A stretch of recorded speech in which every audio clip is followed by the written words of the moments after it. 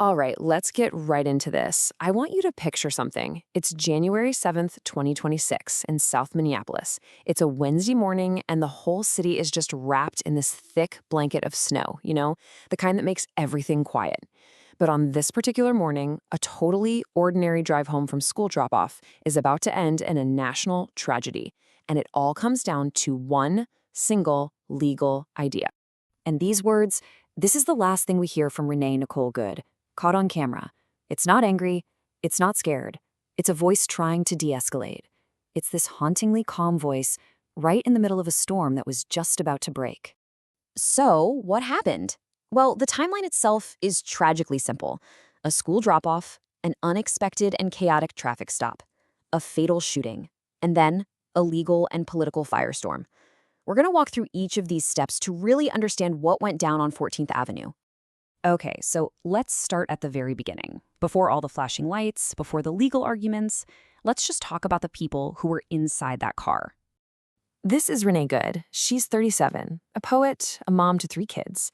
And on this morning, she's just driving home after dropping her little 6-year-old off at school. Her wife, Becca, is in the passenger seat, their dog's in the back. Sources describe them as being inside the warm, safe bubble of their family life. A bubble that was literally just seconds away from bursting.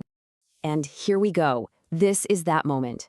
As they turned onto 14th Avenue, their entire world just fell apart.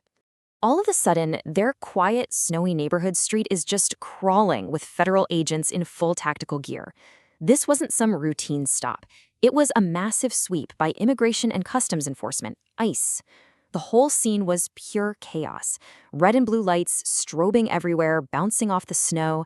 The tension was just immediate. You can just feel the panic inside that car as agents start surrounding them.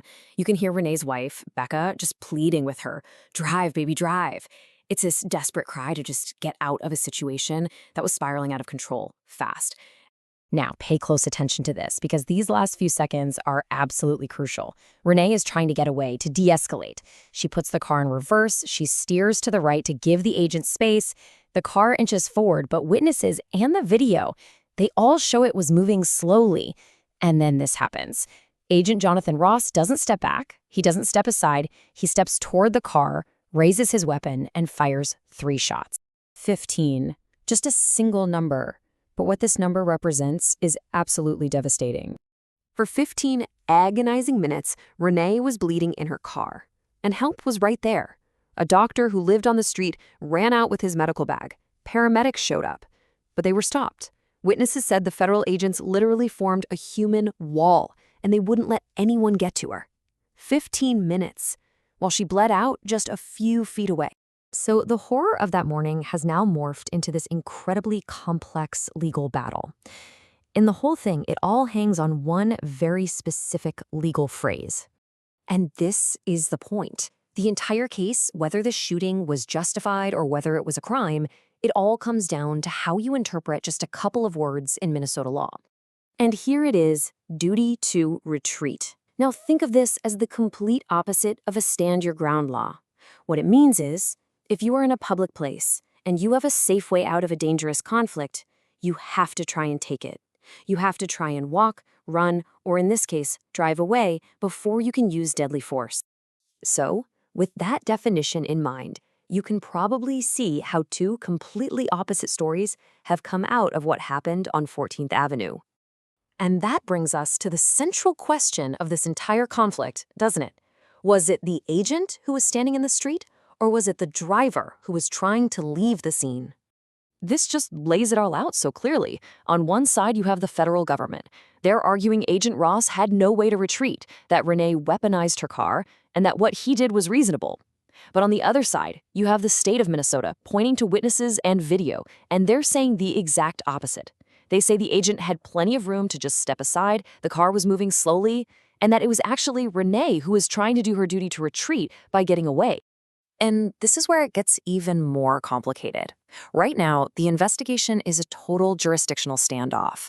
The FBI has swooped in and taken complete control, basically freezing out the local Minnesota investigators. And that matters a lot, because who's ensuring impartiality? Who represents the state's interest in enforcing its own laws, like the duty to retreat? Minnesota's attorney general is fighting this, arguing that federal immunity shouldn't be a blank check for an agent's actions on a city street. It's a fundamental clash: state law versus federal power.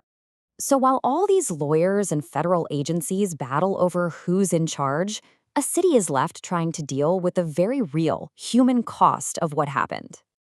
And that's really what gets lost in all of this, isn't it? Behind all the constitutional arguments and the lines being drawn in the sand, there's a simple, heartbreaking truth. A morning that started with a school run ended with a mother, a wife, a poet, being silenced forever. And her family and her community are just caught in the middle of this standoff, with no answers. And it leaves us with this huge question that goes way beyond one snowy street in Minneapolis.